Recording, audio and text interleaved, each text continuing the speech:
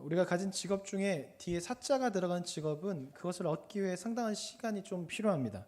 의사라는 직업도 기본적으로 7년이라는 그 학업에 전념해야 하고, 변호사도 그렇고 뭐 검사도 그렇습니다. 오랫동안 공부해야 되고 시험도 봐야 해요. 근데 목사도 뒤에 사자가 붙어서 생각보다 참 오래되는 시간을 거쳐야 하는데요. 정식 코스를 밟자고 한다면 4년 동안 신학교를 가야 해요. 4년의 학업을 마치고 석사 과정을 3년 동안 해야 합니다. 쭉 7년 동안 공부를 해야 하는 것이죠.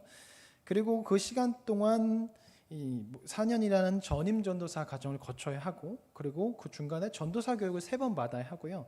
목사고시를 패스해야 합니다. 이 과정만 보면 목사라는 것도 참 쉽지 않아요. 어려워요. 저 같은 경우는 좀 예외 코스를 좀 밟았는데요. 학부를 축산학을 전공하고 난 후에 졸업하고 돼지를 키우다가 이제 뒤늦게 신학대학원을 들어갔죠. 이제 석사 3년을 하고 졸업했습니다. 그리고 끝난 게 아니라 저도 4년이라는 시간 동안 전임 전도사 과정을 거쳤죠. 그 과정 중에 3번의 전도사 교육 훈련을 받았고, 성경 암송 시험을 패스했고, 목사고시를 패스했습니다. 7년의 시간을 거쳤죠. 생각보다 이 목사 되는 게 쉽지 않아요. 그래서 그 과정 안에서 떨어져 갈 사람은 떨어져 나가고, 버틸 사람은 버텨서 7년의 시간은 저는 꼭 필요하다고 좀 생각을 하는데요. 근데 목사가 되기 위해서는 목사고시를 꼭 패스해야 되는데, 그냥 고시하면 상당히 어렵다고 생각하는데 이상하게 앞에 목사가 붙으니까 꼭 은혜로 뭔가 합격해 줄 것 같은 생각이 드는 거예요. 그러니까 많은 전도사님들이 공부를 안 하고 목사고시를 보는 경우가 있어요. 그런데 고시는 고시입니다. 그러다 보니까 쉽지가 않아요. 그래서 많은 사람들이 그냥 시험 봤다가 떨어지고, 제가 아는 사람은 한 5번 떨어진 사람이 있는데, 저도 한 번 떨어져서 한 2, 3주 넘게 공부를 해서 시험에 합격을 했습니다. 근데 제가 구약 시험을 공부할 때가 있었어요. 그때 준비하는데 고시다 보니까 예상 문제집이 쭉 있거든요. 그 예상 문제집 보는데 1번 문제가 오늘 우리가 읽은 이 말씀과 연결이 되어 있어요. 첫 번째 예상 문제집 1번이 뭐였냐면, 구약에 나오는 이스라엘의 3대 절기는 무엇입니까? 였어요. 전도사라고 해도 이렇게 성경을 다 알지는 않아요. 신약만 설교를 많이 하다 보니까 구약에 있는, 특히 우리가 이 절기를 지키지 않기 때문에 어떤 절기가 있는지 잘 몰라요. 그러니까 어떤 전도사님 뭐 광복절이라고 쓰는 분도 계셨고, 뭐 부활절이라고 쓰는 분도 계셨고, 에라 모르겠다 그냥 설날 이렇게 쓰시는 분도 실제로 계셨다고 해요. 다행인지 몰라도 저 때는 이 문제가 나오지 않아서 저는 틀리지 않았는데요. 우리가 살고 있는 이 시대에 특히 우리 한국은 이 명절을 지키지 않기 때문에 3대 절기에 그렇게 관심이 없어요. 근데 성경에 기록되어 있죠. 그렇다면 이 성경 말씀 우리에게 필요 없는 말씀일까요? 그렇지 않습니다. 성경에 기록되어 있다면, 우리에게 전해져 내려오고 있다면, 지금 우리가 보고 있다면 이 말씀은 오늘날 우리에게 필요한 것이죠. 그래서 오늘 말씀을 통해서 이 3대 절기에 대해서 간단하게 좀 이야기를 나누고, 맥주절에 대해서 같이 이야기를 나눠보려고 합니다. 이스라엘에는 3대 절기가 있습니다. 바로 오늘 말씀을 통해서 지켜지는 절기인데, 첫 번째는 15절에 나오는 무교절이에요. 무교절 기간에는 누룩을 넣지 않는 무교병을 먹으면서 지내게 됩니다. 유월절을 보내고 그 다음 날부터 일주일 동안 지키게 돼요. 그래서 나중에는 유월절과 무교절을 같은 날로 사용하기도 하는데, 무교절은 새해 첫 달 14일에 유월절을 지나고 그 다음 날부터 일주일 동안, 즉 1월 14일에 유월절을 보내고 1월 15일부터 21일까지 무교절을 보내요. 출애굽기 12장 2절을 근거로 하는데요. 2절을 제가 읽어드릴게요. 이 달을 너희에게 달의 시작 곧 해 첫 달이 되게 하고. 출애굽기 12장은 유월절에 대한 첫 번째 규례인데, 여기서 유월절을 이야기하면서 뭐라고 말하냐면, 유월절은 이제 새 첫 달이 되는 것이다. 새롭게 하나님께서 첫 달을 제정하신 거예요. 그래서 첫 달 14일은 유월절을 보내고, 그리고 15일부터 21일까지 무교절을 보내면서 새해 시작을 하나님께 감사함의 예배를 드리면서 시작하는 거죠. 근데 유월절의 의미가 뭔지 아시죠? 죽음이 뛰어넘어갔다. 그래서 하나님께서 애굽에서 그 죽음을 뛰어넘고 그 애굽에서 탈출하게 하시고 구원하게 하신 것에 감사하며 드리는 것이 유월절이에요. 그래서 이스라엘은 앞으로 매년 새해 첫 새해가 되면 이집트에서 고달픈 생활을 끝나게 하시고 탈출하게 하신, 구원하게 하신 그 하나님께 감사의 예배를 드려야 하는 것이죠. 즉 노예였던 이스라엘이 한 나라의 백성이 되게 하신 것을 감사하며 기념하여 드리는 것이 유월절이고 무교절이었어요. 그렇게 이스라엘에게 있어서 이 유월절과 무교절은 아주 중요한, 그들의 존재를 증명하는 아주 중요한 절기인 것이죠. 그래서 매년 이스라엘은 6월절과 무교절 지킴을 통해서 자신의 신분을 다시 한번 확인하는 거예요. 매년 확인하는 거죠. 아, 나는 하나님 나라 백성이지. 나는 하나님께서 선택한 백성이지를 생각하며 감사 예배를 드린 거죠. 자신의 신분을 기억하며. 우리는 마찬가지로 오늘날 이 시대를 살아가는 우리에게 유월절과 무교절 그대로 지키라고 하는 것은 아니에요. 하지만 그 의미는 기억해야 하는 것이죠.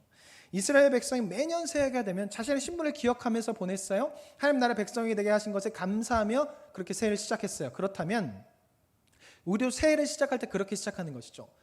죄인임에도 불구하고 의롭게 여김받아서 하나님의 선택을 받아서 구원받은 백성, 구원받게 하심을 믿음으로, 그래서 은혜를 주심에 감사하면서 새해를 시작해야 하는 거예요.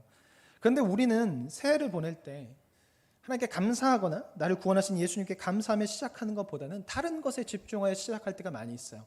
어떤 사람은 나는 다이어트를 해야지, 나는 금연을 할 거야, 나는 금주를 할 거야, 나는 독서를 해야지, 난 운동을 해야지, 이런 것들을 계획하면서 한 해를 시작해요. 근데 정작 올 한 해 나는 하나님께 어떻게 할 것인가, 나를 구원하신 하나님께 어떻게 하며 보낼 것인가를 생각하며 보내는 사람은 그렇게 많지 않은 것 같습니다. 사랑하는 남북교회 성도 여러분, 올 한 해 어떻게 시작하셨습니까? 무엇을 계획하면서 시작하셨습니까? 그 계획에 하나님에 대한 것은 있으셨습니까? 우리는 하나님께 얼마나 감사하고 있는지 생각해 봐야 돼요. 우리 삶에서 하나님께 얼마나 감사하고 있는지 스스로 생각해 봐야 돼요. 매년 새로운 해를 주신 그 하나님께 감사해야 하고, 새로운 해를 주신 그 하나님을 기억하면서 하나님께 어떻게 내가 감사할 수 있을지 계획도 세워봐야 하는 것이죠. 근데 우리는 그렇게 잘 못해요. 그리고 그렇게 계획을 세워도 몇 개월 지나면 또다시 무너지는 것을 보게 돼요. 그렇다고 좌절해야 하고 포기해야 할까요? 그럴 필요가 없습니다. 왜냐하면 우리에게는 아직 6개월이라는 시간이 남아있거든요. 그래서인지 몰라도 이스라엘 절기는 하나가 아니라 세 개예요. 그래서 첫 번째 절기가 끝나고 난 후에 50일 후에 맥추절이 있는데 그것이 바로 두 번째 절기입니다. 이스라엘 지키는 절기 3대 절기는요, 농경 문화 안에서 왔어요. 애굽에서 지키던 농경 문화 안에서 들어온 절기인데요. 그러다 보니까 곡식의 수확 시기에 맞춰서 지내졌습니다. 곡식을 수확하면서 그 수확한 곡식을 드리면서 보내던 절기였는데요. 무교절 같은 경우는 보리 수확기에 드리던 절기였고, 그리고 시간이 지나고 두 번째 수확기가 오는데 그것이 바로 밀을 수확하면서 드리는 것인데 그것이 바로 맥추절입니다. 근데 우리는 맥하면 보리가 떠올리는데 둘 다 한문으로 맥을 사용합니다. 그래서 혼동을 피하기 위해서 밀은 소맥이라고 부르고 보리는 대맥이라고 부릅니다. 여기서 말하는 맥추절은 이제 소맥을 말하겠죠. 밀을 말하고 있습니다. 그래서 농경사회 안에서 무교절 첫 번째 수확기를 보내고 시간이 지나서 두 번째 수확기 때 맥추절을 보냈던 것이죠. 첫 번째 수확기 때도 하나님 새해를 시작하면서 감사합니다로 시작했다면 두 번째도 또다시 수확한 것에 감사하면서 보내는 절기가 제사가 바로 이 기간에 있었던 것이죠. 근데 이스라엘은요, 이 절기를 농경 문화에 맞춰서 드린 것이 아니라 하나님께서 주신 의미를 가지고 이 맥추절을 지켰어요. 무교절을 지켰어요. 맥추절은 그래서 하나님께 주신 율법에 감사하며 드리는 절기로 보내는데요. 출애굽기 19장에 보면 이스라엘 백성이 시내산에 들어가게 됩니다.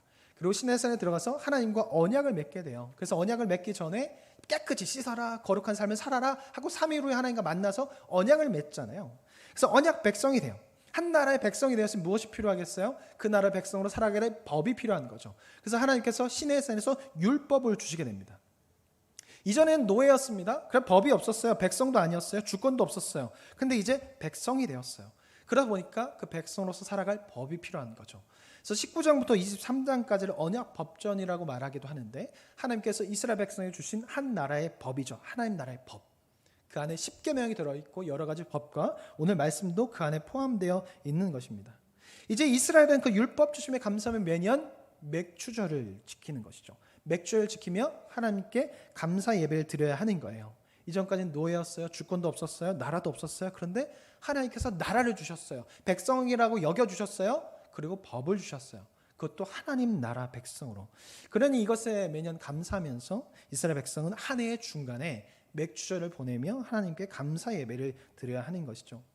우리에게 있어서 맥추절도 이와 같은 거예요. 맥추절하면 우리는 쌀이 주식이라서 보리와 밀을 잘 키우지 않아요? 그러다 보니까 왜 우리가 맥주를 지켜야 돼? 라고 생각할 수 있겠지만 그런 의미로 지키는 것이 아니라 하나님께서 주신 절기로 의미를 여기며 하나님의 백성으로서 그 의미를 생각하며 맥주절을 지켜야 하는 것이죠.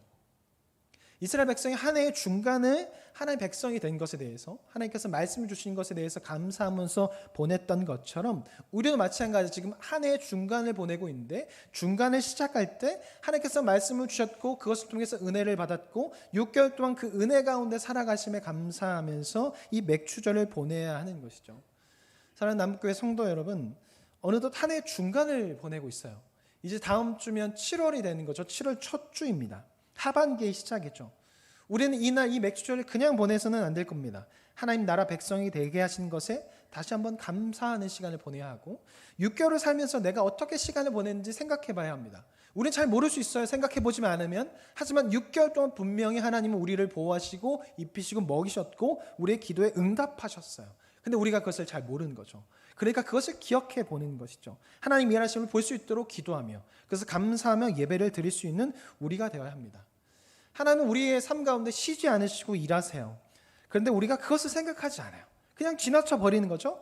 그러다 보니까 그것을 모른 채 지나치고 결국에 하나님이 일하시지 않으셨다라고 생각하며 불신하게 되고 불평하게 되고 불만을 하게 됩니다. 한 해 중간을 보내고 있어요. 주님께서 일하신 것을 우린 지금 생각할 때입니다. 한 주 동안 나의 삶 가운데 일하신 그 하나님을 깊이 생각해 보시고 응답하신 것에 대해서 한번 생각해 보십시오. 그렇게 일주일 보내고 다음 맥주 감사 주일을 오십시오. 하나님께서 주시는 놀라운 은혜와 깨달음의 예배가 될 것입니다. 세 번째 절기는 수장절인데요. 수장절은 모든 수확이 끝나고 난 후에 그 곡식을 저장하면서 드린 절기예요. 즉 수장절은요, 가나안 땅에 들어가서 드리는 절기예요. 아직 이스라엘 백성 광야에 있기 때문에 가나안 땅에 들어가서, 가나안 땅에 들어가면 이스라엘 백성은 집을 짓게 되고 농사를 짓게 되어 추수해요. 저장 창고에다 곡식을 저장해요. 그러면서 드리는 절기가 수장절입니다. 그러면서 기억하는 거죠. 우리가 광야에 있을 때 참 고생했지. 먹을 것이 없었지만 하나님께서 먹을 것 주셨고, 마실 것이 없었지만 마실 것을 주셨지 하면서 지금 그런데 우리가 이렇게 여유롭게 살고 있구나, 참 감사합니다 하면서 하나님의 은혜를 기억하면서 보내는 절기가 수장절인 것이죠. 이스라엘은 이렇게 3대 절기를 지키면서 한 해의 시작도 하나님께 감사함으로 시작하고, 한 해의 중간에 지금까지 인도하신 하나님께 감사하며 중간을 보내고, 한 해의 마지막도 보호하신 하나님께 감사하며 그렇게 보내야 했습니다. 근데 문제는요, 이스라엘 백성이 출애굽 1세대들이 이 율법을 지키지 못했어요. 왜냐하면 그들은 가나안 땅에 들어가지 못했거든요. 광야 생활 내내 불평하고 불신하고 감사하지 못했어요. 하나님 우상으로 여겼어요. 그러다 보니까 결국 가나안 땅에 들어가지 못했고 이 절기를 온전히 지키지 못하게 됩니다. 출애굽 1세대들이 가나안 땅에 들어가지 못한 것을 민수기 13장의 정탐꾼 사건을 통해서 이야기하고 있는데요. 정탐꾼 사건을 잘 알고 있을 겁니다. 이스라엘 요청으로 해서 하나님께서 12명의 정탐꾼을 뽑아요. 믿을 만한 사람, 리더, 그 각 지파의 대표로 12명을 뽑죠. 그리고 갔다 오라고 말씀하세요. 그리고 과실을 가져오라고 말씀하시죠. 근데 12명의 정탐꾼이 왔을 때 10명의 정탐꾼이 이렇게 말해요. 그 땅은 정말 좋은 땅이에요. 하지만 그 땅 백성에 비해 우리는 메뚜기와 같아서 우리는 그 땅을 절대 차지하지 못할 겁니다 라고 이야기합니다. 그런데 여호수아 갈렙은 다르죠. 아닙니다. 우리는 그 땅에 들어가서 능히 차지할 수 있습니다. 하나님께서 허락하셨으니 우리는 그 땅에 들어가서 그 땅을 차지해야 합니다 라고 이야기합니다. 근데 그때 이스라엘 백성들이 어떻게 해요? 10명의 말을 들어요. 10명의 정탐꾼의 말을 듣고 불평하기 시작합니다. 하나님께서 예배하신 그 땅은 형편없는 땅이라고 말하며 빨리 다른 곳으로 가자고 말해요. 오히려 여호수아 갈렙을 돌로 쳐서 죽이려고 합니다. 그때 하나님께서 나타나셔서 모세에게 말하죠. 내가 이 백성을 다 죽이고 모세는 너를 통해서 이보다 더 큰 나라를 만들겠다고 말씀하세요. 근데 그때 모세가 중재하죠. 그래서 그들이 죽지 않아요. 하지만 너희는 가나안 땅에 들어가지 못하게 될 것이다 라는 말씀을 듣게 되죠. 출애굽한 1세대들은 율법을 받았어요. 한나라의 백성으로 주권과 율법을 받았지만 이들은 하나님의 일하심을 제대로 보지 못했어요. 기억하지 않았어요. 인도하심을 보지 않았어요. 자신에게 초점을 맞추는 거죠. 하나님을 우상으로 생각하는 거죠. 자신의 마음대로 조종할 수 있다고 생각한 것이죠. 그러다 보니까 하나님의 은혜를 기억하지 않아요. 그러다 보니 불평만 해댄 것이죠. 근데 여기서 하나 좀 더 생각해 볼 게 있어요. 하나님이 정말 쪼잔하셔서 요거 하나 때문에, 요 한 사건 때문에 못 들어가게 하셨을까요? 그 가나안 땅 정탐하자고, 내가 예배한 거 왜 정탐하자고 해? 그런데 또 불평해? 요 한 사건 때문에 하나님께서 못 들어가게 하셨을까요? 그렇게 하나님께서 쪼잔하실까요? 그렇지 않습니다. 이스라엘 백성이 광야 생활 내내 불평했어요. 그리고 불신하고 하나님 우상으로 여겼어요. 그러니까 그동안 행실을 보면요, 진작에 그냥 이들은 심판받아서 죽는 것이 마땅했어요. 근데 신실하신 하나님께서 그런 이스라엘 백성을 향해 참으시고 인내하시고 긍휼을 베푸신 거예요. 그래서 도저히 그 가나안 땅에 들어갈 수 없는 상황이에요. 그럼에도 불구하고 하나님께서 마지막으로 최후의 기회를 주신 것이 정탐 사건이에요. 왜냐하면 이제 가나안 땅 들어가기 바로 직전이거든요. 그래서 마지막으로 기회를 한 번 더 주신 거예요. 들어가기 전에 그 기회 주신 것이 정탐 사건이죠. 원래는 진작에 심판당해야 돼요. 고대 시대에는요, 종주국이 있었고 종신국이 있었습니다. 그래서 이 계약을 맺어요. 근데 이 계약을 파기하면 종주국이 종신국을 무너뜨리고 없애버리는 것이 당시의 그런 계약이었어요. 하나님과 이스라엘 백성도 그와 같은 계약이었어요. 근데 그 계약을 깨트리면 과감히 이 나라를 없애는 것이 맞아요. 대표적인 예가 바벨론과 이스라엘이죠. 시드기야 왕 같은 경우는 이 바벨론이 세운 왕이었어요. 그러니까 종주국과 종신국이었죠. 근데 시드기야가 어떻게 해요? 바벨론 배신하고 이집트에 붙어요. 그래서 결국 예루살렘 성을 무너뜨려 버리는 거죠.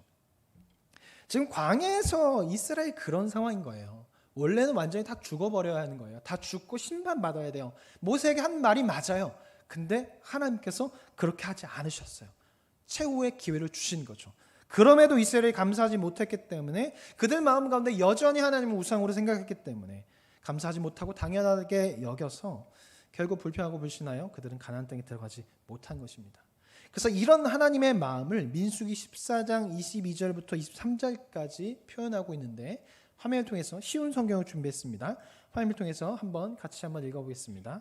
시작.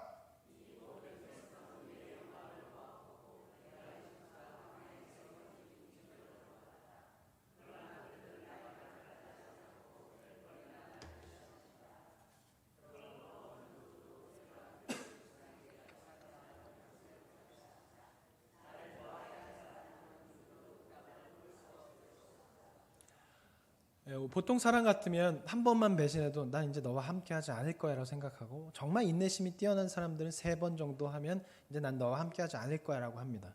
근데 하나님은 10번이나 하나님을 시험한 이스라엘 백성을 향해서 계속 인내하신 것이죠. 그러니까 그냥 쪼잔해서 한 번이 아니라 정말 오랫동안 참으신 거죠. 우리 삶에 그렇게 참으신 것처럼 말이죠. 사랑하는 남북교회 성도 여러분, 오늘날 우리는 이스라엘 그 3대 절기를 지키지 않습니다. 우리나라에 맞는 명절을 지키고, 그리스도인들은 교회력을 따라 절기를 지켜요. 그래서 부활절을 지키기도 하고 성탄절을 지키기도 하죠. 근데 중요한 것이 있어요. 그것은 바로 이 절기를 지키는 이유와 그 절기를 지키는 자세입니다. 우리는 이 절기를 지키는 데 있어서 가장 중요한 것은 겸손함으로, 감사함으로 드려야 하는 거예요. 이스라엘은 이 절기를 지키면서 하나님께 감사해야 했고, 하나님 앞에 겸손함의 자세를 가져야 했습니다. 기독교인도 마찬가지죠. 우리가 한 해를 보내면서 우리는 우리를 구원하신 그 예수님께 감사하며, 겸손의 왕으로 오신 그 예수님을 닮아 예수님 앞에 겸손함의 자세를 가지고 보내야 돼요. 이 두 가지가 없다면, 이 겸손과 감사함이 없다면 이 절기는 의미가 없는 거예요. 하나님께서 기뻐하시는 절기가 되지 않는 것이죠. 오늘날 우리는 실제적으로 이 3대 절기를 지키지 않지만 그 의미는 기억해야 합니다. 이스라엘에게 왜 이 3대 절기가 주어졌을까? 이들은 왜 이것을 지켜야 했을까? 그리고 그것을 통해서 무엇이 요구되었을까? 이들은 이 3대 절기를 통해서 시작도 감사함으로, 중간에도 감사함으로, 마무리도 감사함으로 마무리했습니다. 우리도 마찬가지죠. 이 3대 절기의 의미를 기억하면서 한 해를 보내야 돼요. 먼저 한 해를 시작할 때 하나님 앞에 감사함으로 우리의 몸을 거룩한 산제물로 드려야 합니다. 그래서 우리의 삶을 드리고 우리의 삶을 보호하신 하나님께 감사의 예물을 드리면서 보내야 하는 것이고, 지금 두 번째 시기를 보내고 있어요. 한 해의 중간을 보내면서 하나님께 감사함의 시간을 보내야 합니다. 이스라엘 맥주절을 보내면서 하나님 나라 백성이 되게 하신 것, 말씀을 주셔서 그것을 통해서 하나님의 뜻을 알고 하나님의 백성으로 살아갈 수 있게 하신 것에 감사함에 보낸 것처럼, 우리도 이 시간을 보내면서, 맥주절을 보내면서, 이 중간의 시기를 보내면서 다시 한번 지금까지 인도하신 하나님께 감사하며, 말씀을 통해서 깨닫게 하시고 은혜를 부어주신 그 하나님을 기억하면서 감사하면서 보내야 합니다. 그래서 우리는 이 기간에 감사함의 시간, 겸손함으로 회개함의 시간을 함께 가져야 돼요. 한 해를 보내면서 하나님을 찾지 못했던 것, 이스라엘 백성처럼 감사하지 못했던 것, 하나님을 너무 쉽게 생각하며 우상처럼 여기며 필요할 때만 찾았던 그런 나의 모습에 대해 겸손한 마음으로 회개해야 합니다. 그리고 그럼에도 불구하고 나를 사랑하시고 나를 인도하신 그 하나님께 감사함의 시간을 보내야 하는 것이죠. 그래서 우리는 우리의 몸을 거룩한 산 제물로 드려야 하고 하나님께 감사함으로 보내야 합니다. 거룩한 삶으로 우리의 삶을 드리며 우리의 삶을 보호하신 주님께 예물을 드려야 하는 거죠. 사랑하는 남북교 성도 여러분, 하나님의 보호하심으로 해서 2023년도 오늘 이 자리에 우리가 예배할 수 있다는 것을 인정하십니까? 감사하십니까? 하나님 앞에 감사함으로 나아가십시오. 그리고 감사하지 못한 마음이 있다면, 그리고 어려운 마음이 있다면 한 주 동안 겸손한 마음을 구하셔서 회개한 마음을 달라고 구하고 깨달을 수 있게 해달라고, 하나님의 일하심을 볼 수 있게 해달라고 기도하면서 6개월 동안 일하신 그 하나님에 대해서 깊이 한번 묵상해 보십시오. 너무나도 좋은 맥주 감사 주일이 될 것입니다. 두 번째로 아까도 말씀드렸지만 이 3대 절기는 농경 문화 안에서 들어온 절기라고 말씀드렸어요. 그러니까 애굽은 농경 문화였어요. 근데 이스라엘 백성이 그 안에 살았기 때문에 이스라엘 백성에 있어서 농경 문화의 절기는 상당히 익숙한 것이죠. 기억을 잘할 수 있는 절기예요. 그래서 무교절은 보리를 수확하면서 드리던 절기였고, 맥주절은 밀을 수확하면서 드리는 절기였고, 수장절은 그 수확한 것을 저장하면서 보내는 절기였습니다. 근데 이 절기는 아직 가나안 땅에 들어가기 전에 받았어요. 이들은 농경 사회가 아니라 유목민의 삶을 살고 있어요. 광야에서. 그리고 40년 동안 떠돌았기 때문에 수확할 일이 없는 거죠. 그런데 이 절기를 받았어요. 그럼 이스라엘 백성이 이 절기를 어떻게 보내야 할까요? 농경 사회에서 왔지만 이 절기를 농경 사회에 맞춰서 드리는 것이 아니라 하나님의 일하심에 초점에 맞추어서 절기를 보낸 것이죠. 하나님께서 왜 이렇게 하셨냐? 이스라엘이 애굽에서 400년의 시간을 보냈어요. 그들의 문명과 그 모든 것은 그냥 애굽 사람처럼 생각해요. 그들은 이스라엘 달력을 사용한 것이 아니라 애굽의 달력을 사용했어요. 그러다 보니까 무교절 그 기간이 되면 이때 보리를 수확하는 절기가 되지, 이때는 밀을 수확하는 절기가 되지, 이때 제사를 드렸지, 이때 수장제를 드렸지. 그 시기에 이스라엘은 그것을 기억할 수 있어요. 그 기억할 수 있는 날에 하나님의 날을 제정한 것이죠. 하나님께서 그들을 긍휼히 여기시고 그들을 보호하셔서 오랫동안 노예 생활을 해서 그들 스스로 만들어낼 수 있는 것이 없어요. 그 능력이 없는 거죠. 그러다 보니까 그들에게 익숙한 날에 하나님의 절기를 붙여서 지킬 수 있도록 하나님께서 그들을 보호하시고 그들에게 긍휼을 베푸신 거예요. 그들에게 자비를 베푸신 거죠. 그래서 이스라엘은 매년 그리 자주 알고 있었던 때가 되면 하나님의 날과 연결해서 하나님을 기억하며 보낼 수 있게 하신 것이죠. 이 세상을 살아가면서 하나님을 기억하면서 보내는 사람 그렇게 많지 않은 것 같습니다. 달력도 교회력을 사용하지 않아요. 50대 이상은 음력을 사용하고 50대 이하는 양력을 사용하죠. 그래서 우리는 예수를 믿는데도 1년에 딱 2번 예수님을 생각합니다. 부활절과 크리스마스, 성탄절만 생각하는 거죠. 그래서 우리에게 필요한 것이 있는데 바로 우리의 삶 안에 하나님의 절기를 만드는 것입니다. 우리가 잘 기억할 수 있는 날에 하나님의 날을 연결시키는 거죠. 하나님을 연결시키는 거예요. 이미 여러분이 하고 있는 것이 있어요. 예를 들면 생일 때 감사헌금을 드리는 거죠. 여러분은 어떤 의미를 드리는지 모르겠지만 이미 나만의 절기로 만드는 거죠. 하나님의 절기를 만든 거예요. 하나님께서 나를 만드신 것에 감사하고 태초부터 계획하시고 나를 지금까지 살리시고 인도하신 것에 감사하며 드리는 것이 생일 감사헌금이잖아요. 그것이 내가 기억할 수 있는 날과 하나님을 연결해서 드리는 절기가 된 것이죠. 그런 절기를 만드시라는 거예요.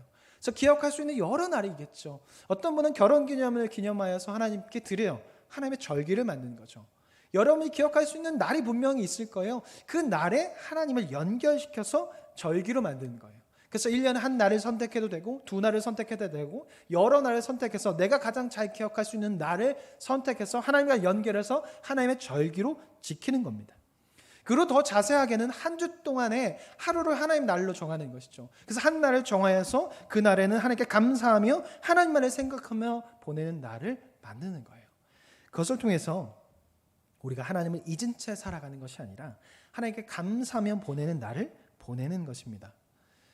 하나님의 날을 만들어 보십시오. 그리고 그 날을 온전히 하나님께 드려보십시오. 하나님의 놀라우신 은혜와 깨달음이 있을 것입니다. 마지막으로 이야기 하나 하고 마치려고 하는데요. 한 해 중에 꽃이 가장 많이 팔리는 시즌이 언제인지 아십니까? 아마도 1월, 2월, 그리고 5월이 될 겁니다. 왜냐하면 1월과 1월은 졸업식이 있고요. 2월에는 발렌타인데이가 있어요. 5월에는 어버이날이 있고 스승의 날이 있고 성년의 날이 있어서 이때 꽃이 가장 많이 풀려요.